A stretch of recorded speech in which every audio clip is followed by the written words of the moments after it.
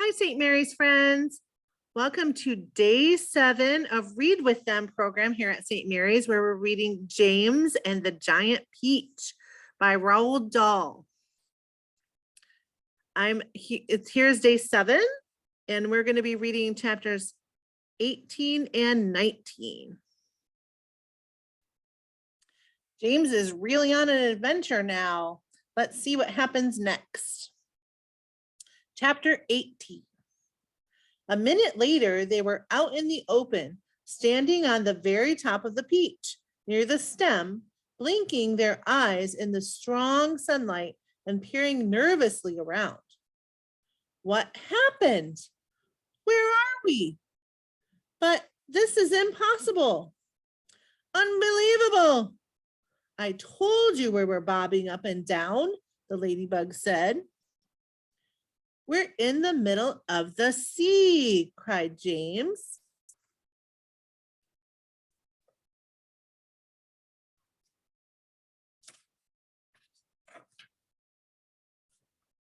And indeed they were. A strong current and a high wind had carried the peach so quickly away from the shore that already the land was out of sight. All around them lay the vast black ocean, deep and hungry. Little waves were bibbling against the sides of the peach. But how did it happen? They cried. Where are the fields? Where are the woods? Where is England? Nobody, not even James, could understand how in the world a thing like this could have come about. Ladies and gentlemen, the old green grasshopper said, trying very hard to keep the fear and disappointment out of his voice. I'm afraid that we find ourselves in a rather awkward situation. Awkward, cried the earthworm. My dear old grasshopper, we are finished. Every one of us is about to perish. I may be blind, but that much I can see quite clearly.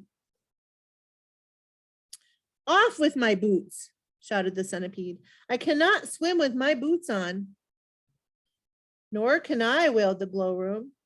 Nor I, said Miss Spider. None of us 3 girls can swim a single stroke. But you won't have to swim, said James calmly. We are floating beautifully, and sooner or later a ship is bound to come along and pick us up. They all stared at him in amazement. Are you quite sure we are not sinking? The ladybug asked. Of course I'm sure, answered James.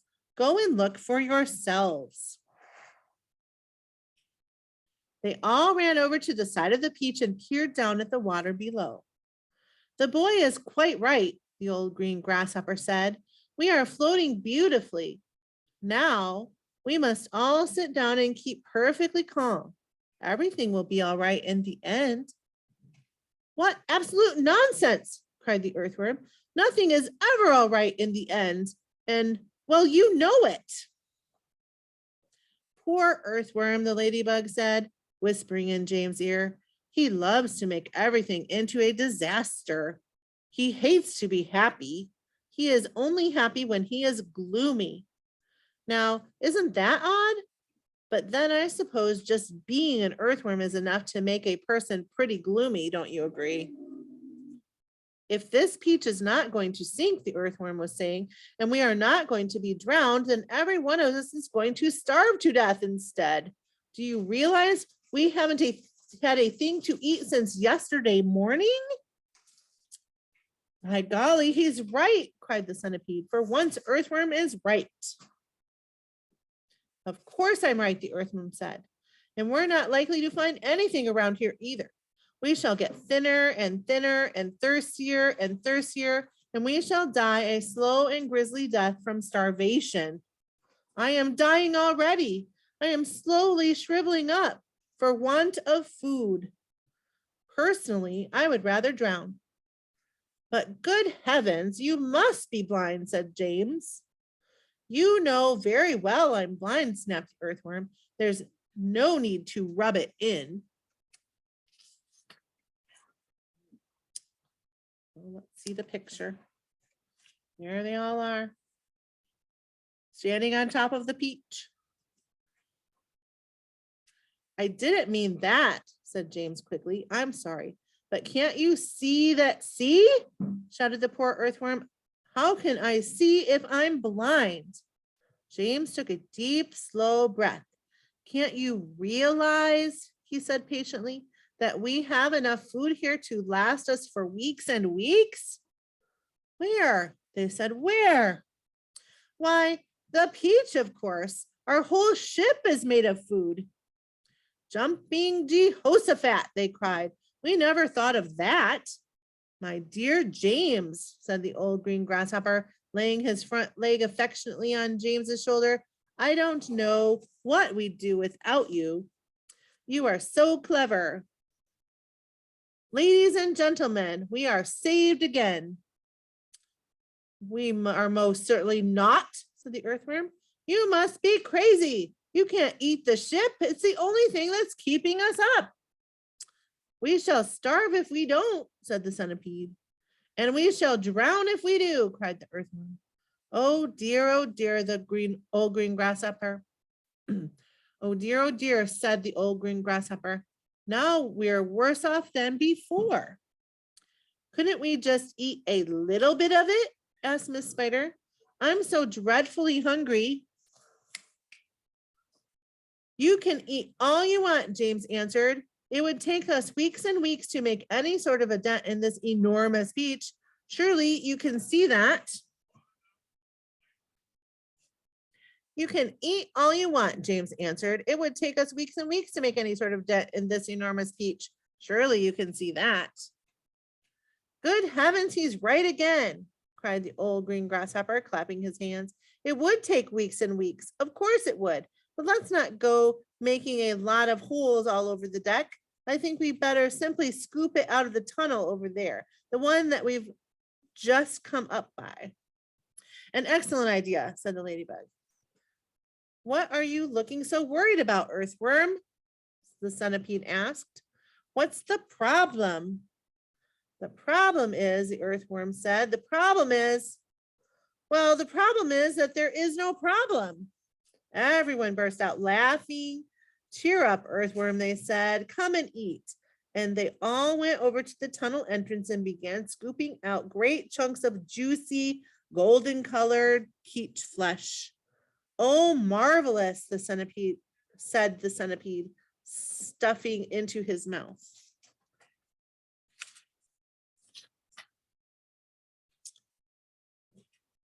Delicious, said old green grasshopper. Just fabulous, said the glowworm. Oh my, said the ladybug primly, what a heavenly taste.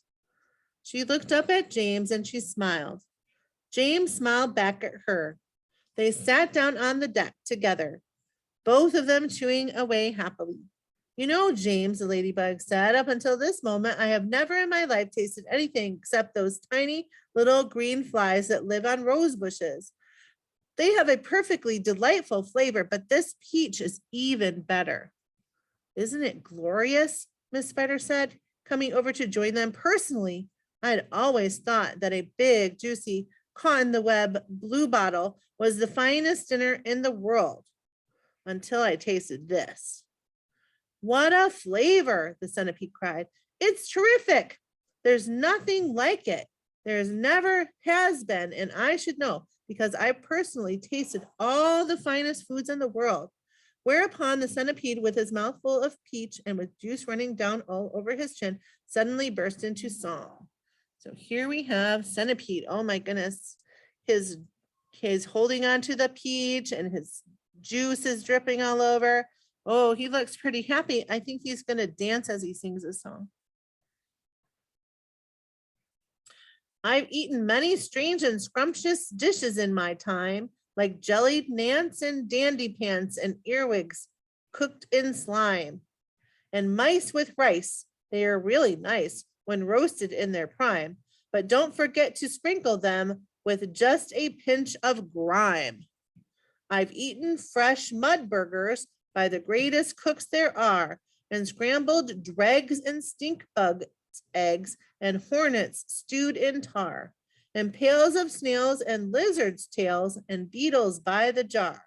A beetle is improved by just a splash of vinegar. I often eat boiled slobbages. They're grand when served beside minced doodle bugs and curried slugs. And have you ever tried mosquitoes' toes and wampfish roes, most delicately fried? The only trouble is they disagree with my inside. I'm mad for crispy wasp stings on a piece of buttered toast and pickled spines of porcupines, and then a gorgeous roast of dragon's flesh, well hung, not fresh. It costs $1 at most and comes to you in barrels if you ordered it by post. I crave the tasty tentacles of octopi for tea. I like hot dogs. I love hot frogs, and surely you'll agree. A plate of soil with engine's oil, a super recipe. I hardly need to mention that it's practically free. For dinner on my birthday, shall I tell you what I chose? Hot noodles made from poodles on a slice of garden hose, and a rather smelly jelly made of armadillo's toes. The jelly is delicious, but you have to hold your nose. Now comes the centipede, declared the burden of my speech.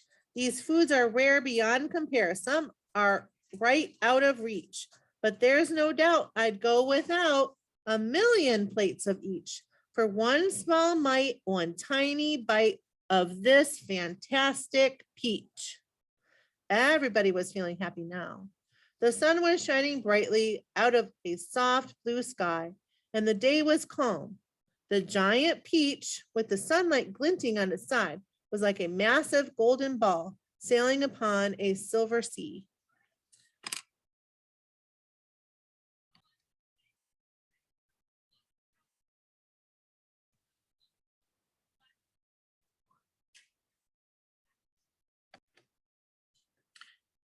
Chapter 19.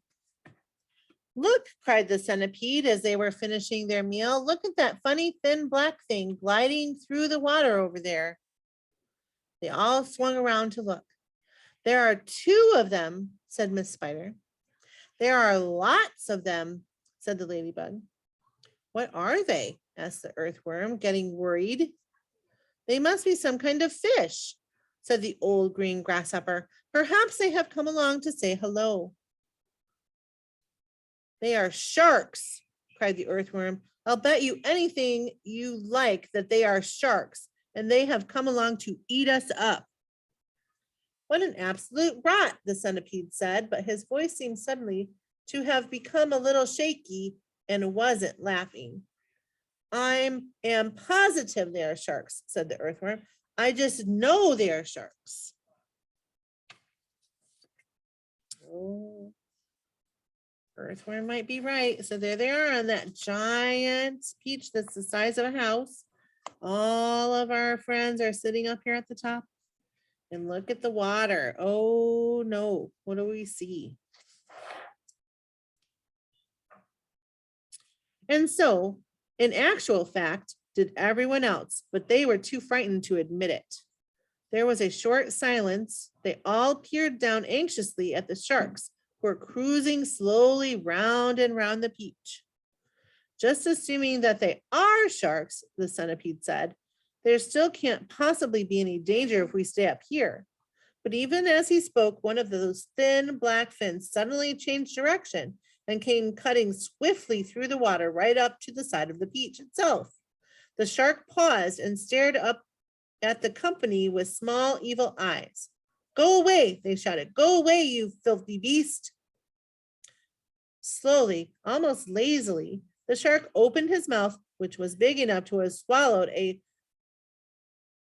perambulator, and made a lunge at the peach. They all watched aghast. And now, as though a signal from the leader, all the other sharks came swimming in toward the peach. And they clustered around it and began to attack it furiously. There must have been 20 or 30 of them at least, all pushing and fighting and lashing their tails and churning the water into a froth. Panic and pandemonium broke out immediately on top of the beach. Oh, we are finished now, cried Miss Spider, wriggling her feet. They will eat up the whole peach, and then there'll be nothing left for us to stand on, and they'll start on us. She is right, shouted the ladybug. We are lost forever. Oh, I don't want to be eaten, wailed the earthworm. Here's that picture one more time. Oh no. All up here at the top. I wonder what's going to happen. Ooh. But they will take me first of all because I'm so fat and juicy and I have no bones. So that was earthworm. Is there nothing we can do? Asked the ladybug, appealing to James. Surely you can think of a way out of this. Suddenly, they were all looking at James. Think, begged Miss Spider. Think, James, think. Come on, said Centipede. Come on, James. There must be something we can do. Their eyes waited on him, tense, anxious, pathetically hopeful. Oh, look at them. They look worried.